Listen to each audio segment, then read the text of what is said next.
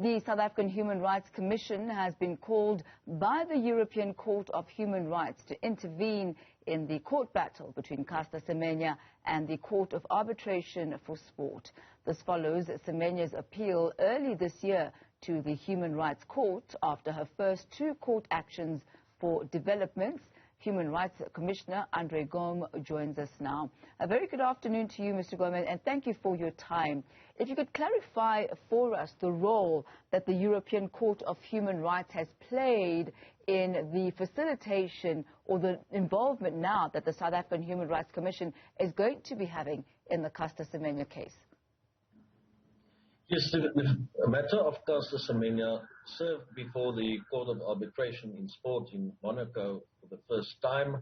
Then there was an appeal via to the Swiss Federal Court, and once again another appeal now because she lost her case there to the European Court of Human Rights. Now, the European Court of Human Rights is the body that is very important for purposes of human rights in Europe, and this matter is within the auspices of that court. It also applies the European Convention of Human Rights, and so it's from that perspective that the South African Human Rights Commission is now has applied to the European Court of Human Rights to be admitted as an intervener.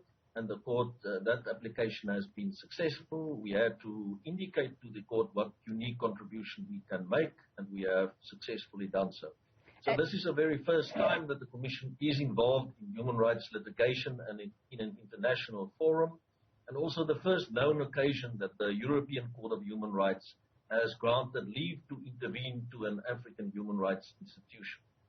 Ms. Semenya's challenge is grounded in various rights enshrined in the European Convention of Human Rights. The Commission sought leave to intervene in the matter so as to elucidate the adverse impacts of world athletics, differences of sex development, the so-called DSTV regulations, the negative impact on women from the global south.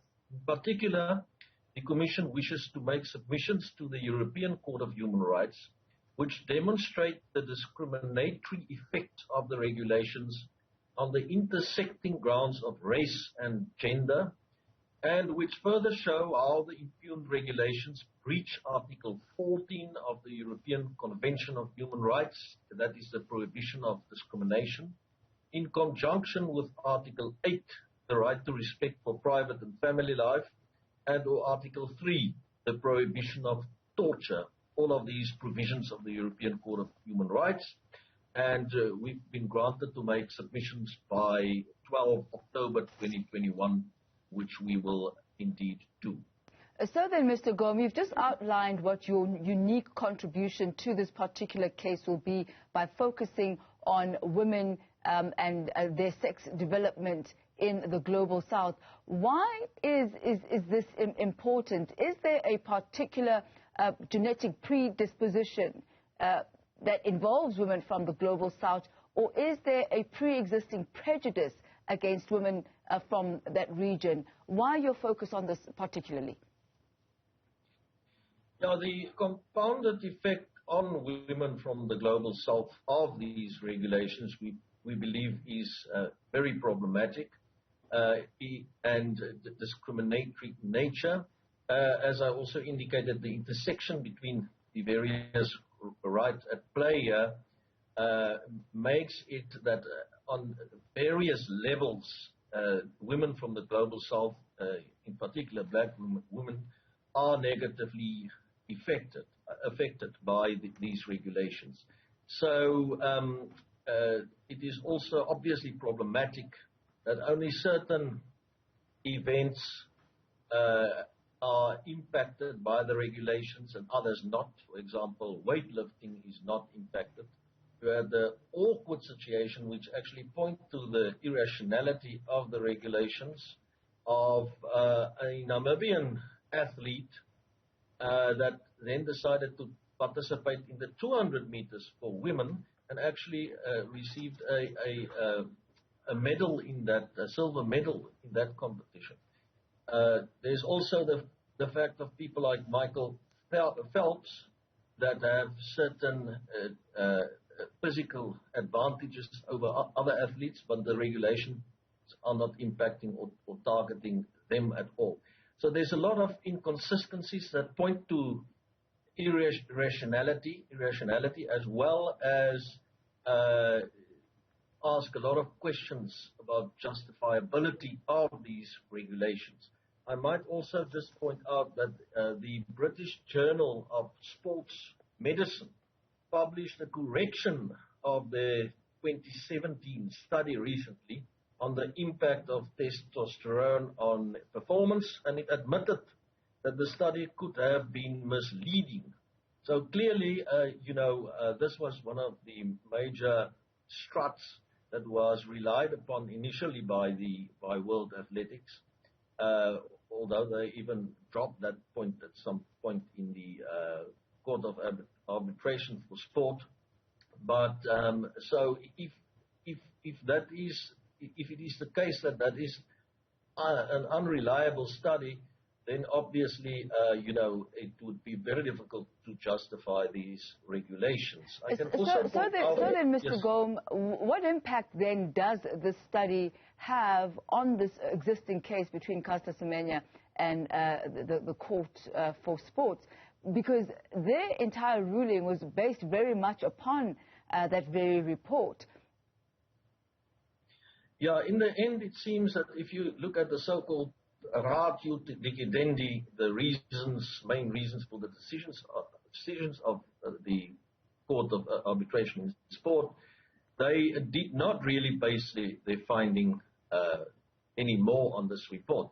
But the point is that if this report is questionable, then obviously, it brings into disrepute the whole issue of a link between testosterone levels and achievement. Maybe just interestingly enough, I can also point out that we understand that the World Medical Association, the Yale Global Health Justice Partnership, and Human Rights Watch have also now been admitted as interveners in this particular case. So World Athletics will indeed have quite a team that is involved in this matter in the European Court of Human Rights. Mr. Gaum, what is your ultimate desired outcome regarding this particular case? Well, we will argue, and we're not only concentrating on Caster Semenya as such, because we also need to be independent in our approach, and that is why we are zooming into the discriminatory impact of the regulations on women from the global south, and as I pointed out earlier, on the effect of the regulations on the intersecting grounds of race and gender, and then on the breaches of Article 14 in conjunction with Article 8 and 3 of the European Convention of Human Rights. So the net effect, if the court accepts our arguments in this regard, would indeed be that the declarations are declared invalid and unlawful and in conflict with the European with the European Convention on Human Rights. I just want to add that we are represented by a formidable legal team comprising of 5 counsel, led by Jeremy Gauntlet, SCQC, and also supported by 3 London-based counsel and Frank Pelser from the Huguenot Chambers in Cape Town. And we're represented by Baker and McKenzie as our attorneys, with support also not only from the attorneys in Johannesburg, but also in Paris, France, which makes it a bit easier for us, because some of the communication from this court is actually in French. And a very global team as well that seems to be backing you up in this regard. Mr. Gaum, thank you very much for your time this afternoon. And I just want to say that they are all acting pro bono, so it's not costing us a cent, and we are very, very grateful towards our legal team. Thank you very much for that. That's Mr. Andre Gaum. He's the Commissioner for the Human Rights Commission.